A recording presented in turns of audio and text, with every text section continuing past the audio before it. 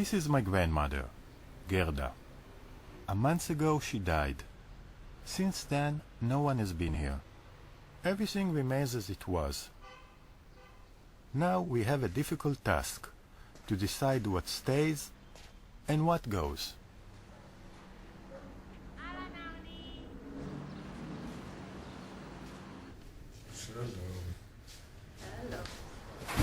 מה אנחנו עושים?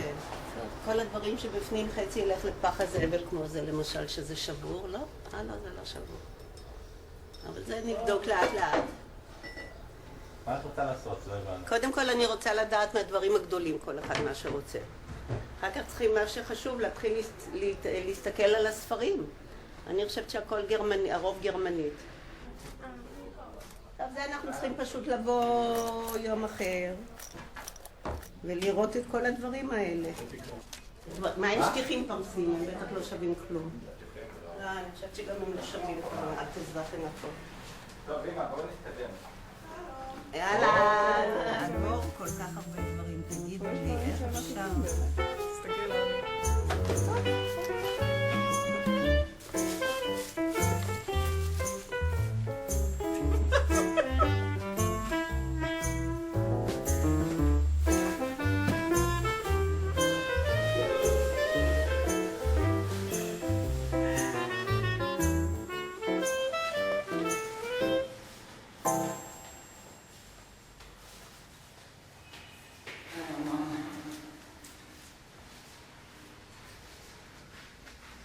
שלום, מה שלומך?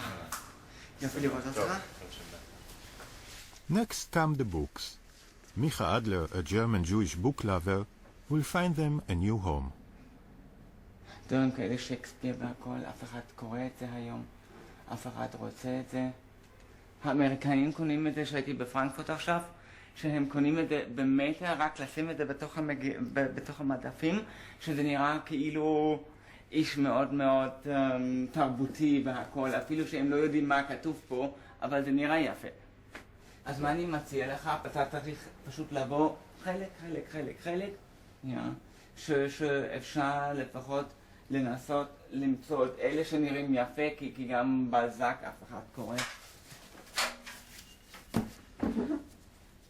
כל אלה לא מעניינים. לא, ממש לא. אף אחד קורא את זה כבר היום. מה זה? Die nachbiblische Geschichte des jüdischen Volkes. שזה אומר? זה ההיסטוריה של העם היהודי. אתה היית קורא את זה?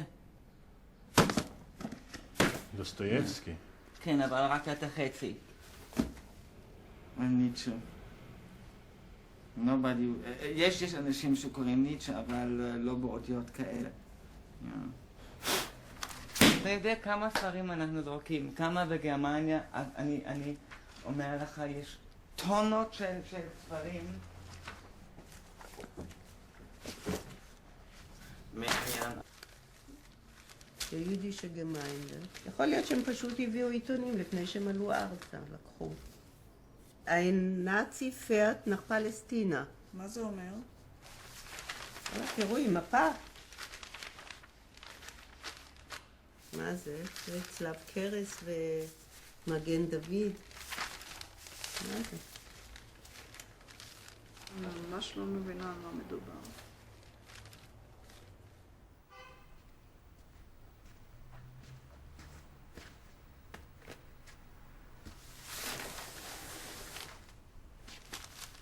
What is Nazi propaganda doing in my grandparents' flat? The newspapers tell the story of a Nazi who travels to Palestine. You can see him gazing from the ship at impish little Jews at the shore. But there are also pictures of Jewish pioneers, drying the swarms, plowing the land, fulfilling the Zionist dream of establishing a Jewish state in Palestine.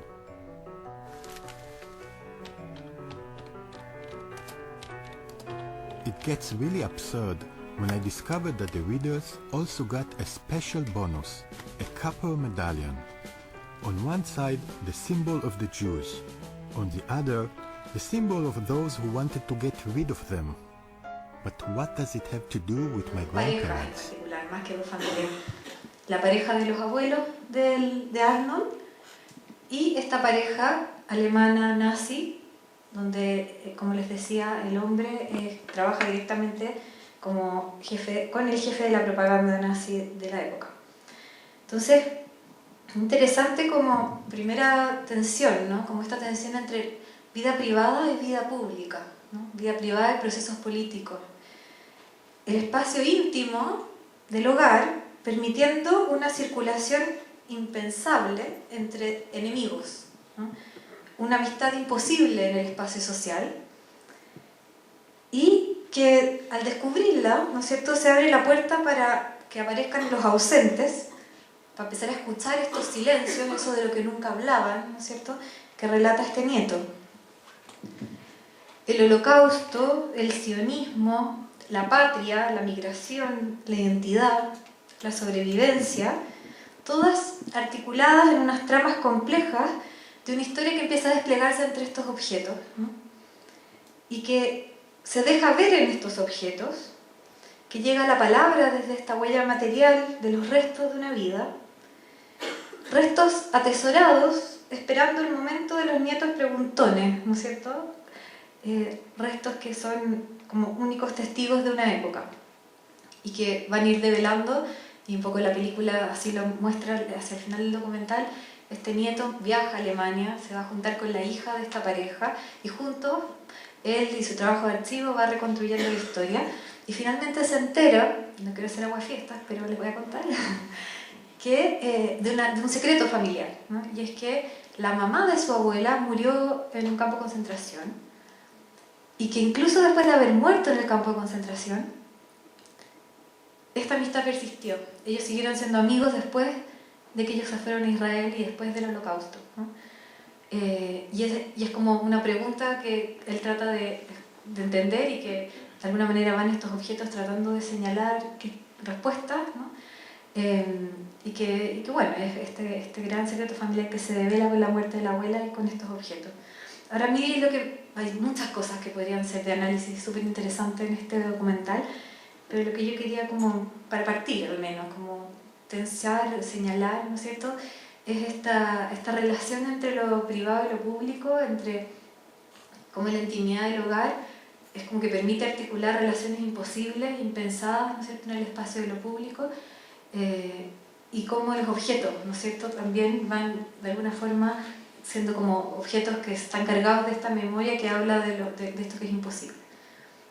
Bueno, sobre el tema de los objetos que hablan, sí, pues, o sea, yo creo que el desafío justamente también de poder pensar en la noción de hogar es poder de verdad ir a este multinivel, ¿no es cierto?, que decíamos al principio, donde hay imaginarios y relaciones sociales, pero también hay materialidades, ¿no es cierto?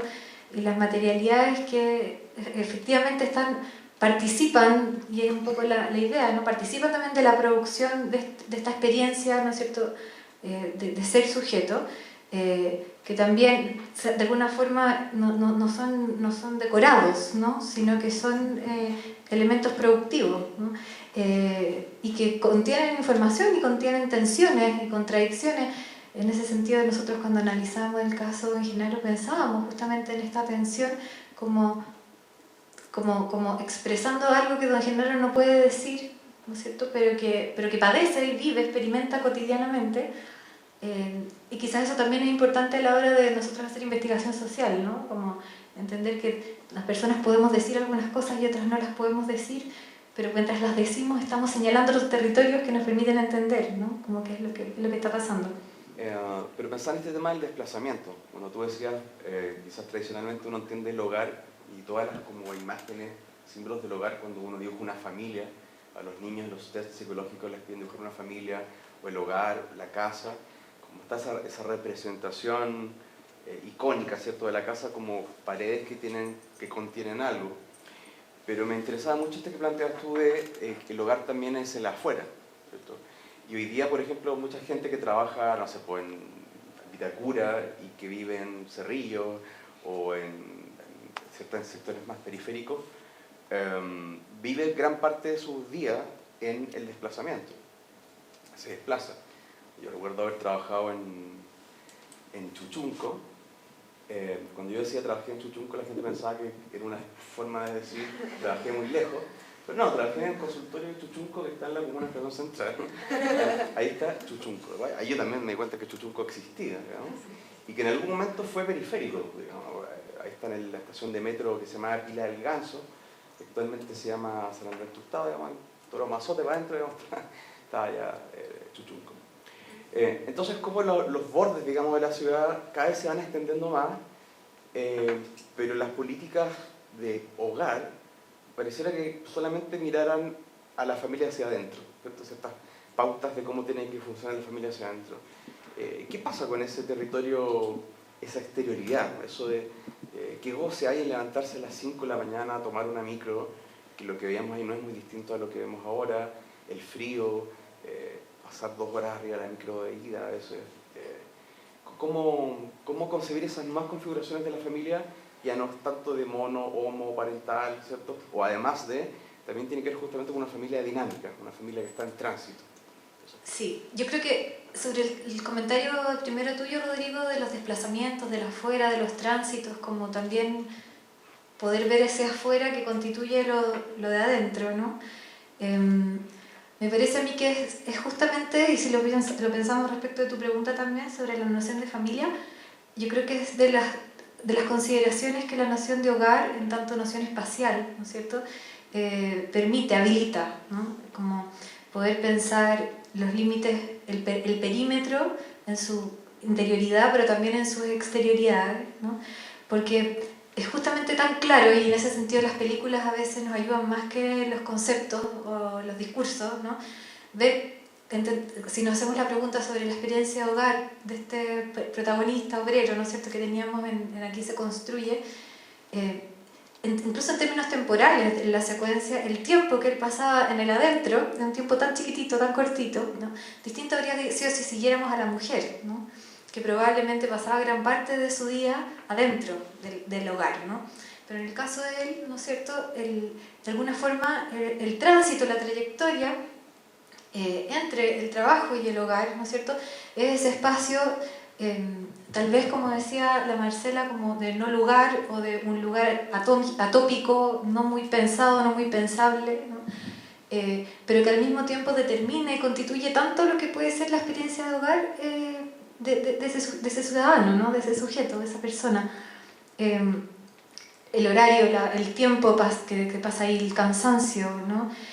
Las prácticas que aparecen también en la secuencia, ¿no?, como pequeñas prácticas domésticas, hacer la vianda para ir al almuerzo, o sea, para el almuerzo el día siguiente, ver la televisión, ¿no es cierto?, junto con su mujer, al parecer que está ahí, ¿no?, escuchar esas canciones, ¿no?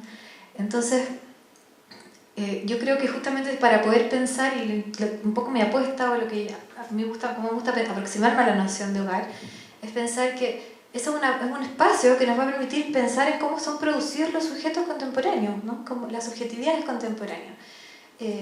Y hoy día, de alguna manera, el trabajo, y en este espacio particular de este sujeto que sigue la película, ¿no es cierto?, podríamos pensar en un territorio de bastante alienación, de poco reconocimiento, ¿no? Donde probablemente si ustedes, y así como cuando le preguntábamos a don Genaro, ¿no es cierto?, sobre el sentido que tenía el hogar en su vida, el hogar, la casa, era el sentido de todo lo otro, ¿no? Era lo que investiga de sentido todas las otras prácticas, ¿no? Pero al mismo tiempo es un espacio que se habita muy poco, ¿no?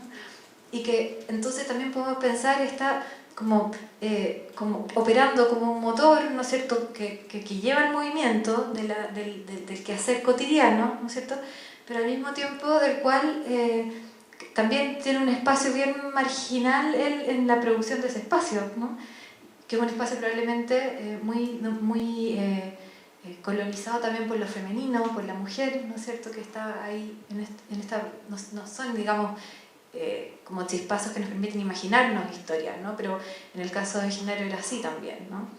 Y dentro de lo que me llamó más la atención también es algo que mencionaste al comienzo, que era un poco como la justificación de este concepto de hogar, y me llamó mucho la atención cómo lo contraponías un poco con el concepto de familia, como si el concepto de familia ya no tuviera el mismo rendimiento que tuvo décadas atrás.